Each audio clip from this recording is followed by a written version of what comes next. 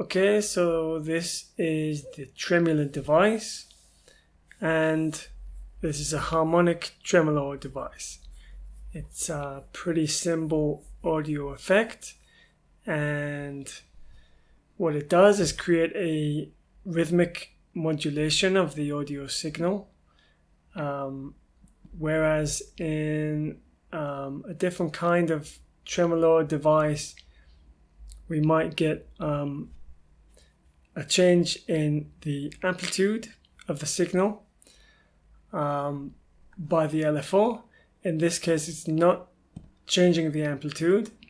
What it's doing is the top part of the LFO represents one filtered signal, and this is a different filtered signal.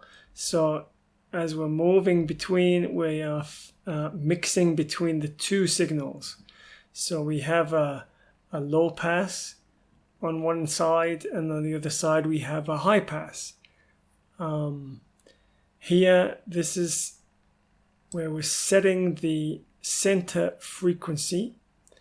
Now in this case, I've left it just to do it by ear. So let's just get this. First of all, here is the dry signal. I'm just going to use it on a guitar just for the classic kind of sound. And this is off, so let's turn it on.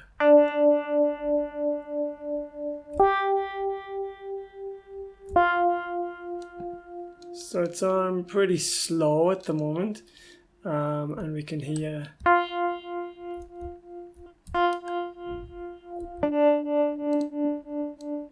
how that changes.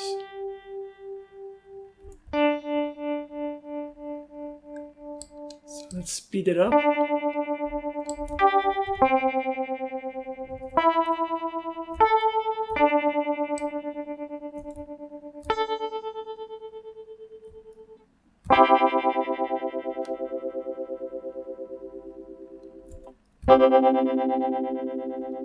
I'm just using a keyboard, so that's not really what a guitar chord would sound like, but it's a good approximation. So let's start here. Then this is the LFO that we're using, which is obviously a triangle wave, and we can change that. This is a control, so we can click and drag. Now, as we see, as we drag up, that shape is going to gradually change. So now we have more of a sine wave. And then if we keep going, that's going to square off to get a bit more of an extreme change. And then if we keep going, that's going to end up being a saw.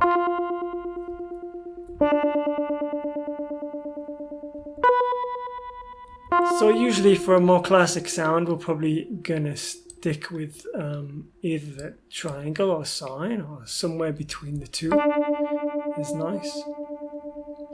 And we can also change the phase of the LFO if we want to. Perhaps in some cases we might want to sync this to the tempo, and in which case we might want it to go up or down at a particular time when the track starts. In this case, we're just using hertz for the speed.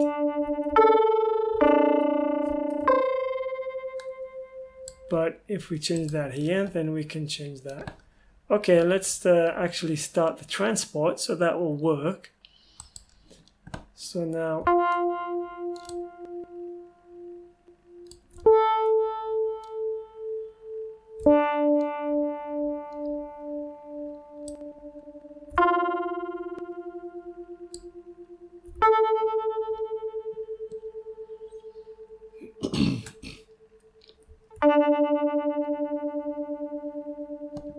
so here is a dry wet control, so we can just have completely dry. We can have the completely wet signal, or we can have a mix if we want to attenuate that sound a little bit.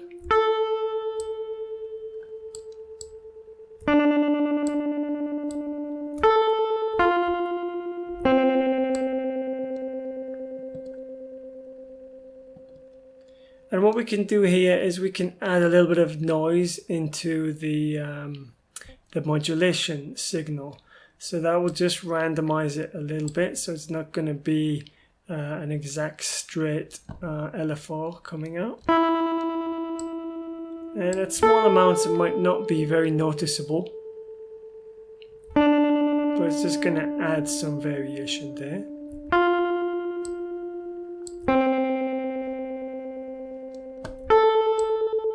If we put it on wet, we might get more of an idea.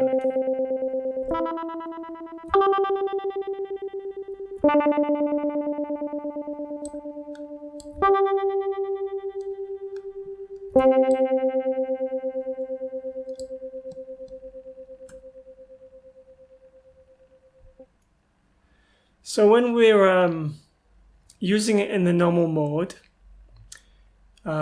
both the left and the right channel are affected exactly the same by the LFO. But if we want to change that, we can get more of a stereo effect, in which case we can see that the right channel will then take the opposite end of the LFO. In which case, while the left channel is being low passed, the right channel will be high passed. So we can hear what that sounds like.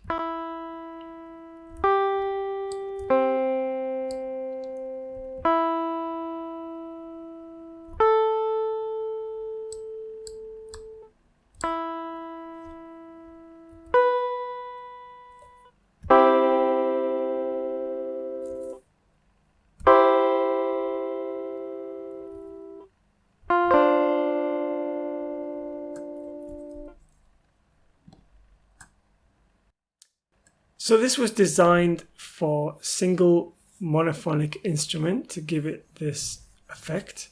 Of course, we might probably add other effects like some reverb to make it sound a bit nicer, or whatever else we like. And the other thing is, of course, we don't just have to use a guitar. We can use anything we like. Here there's a piano.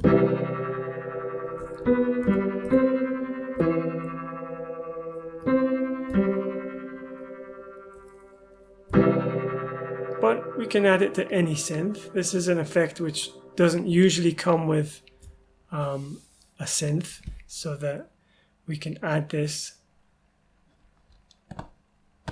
to any kind of sound we like.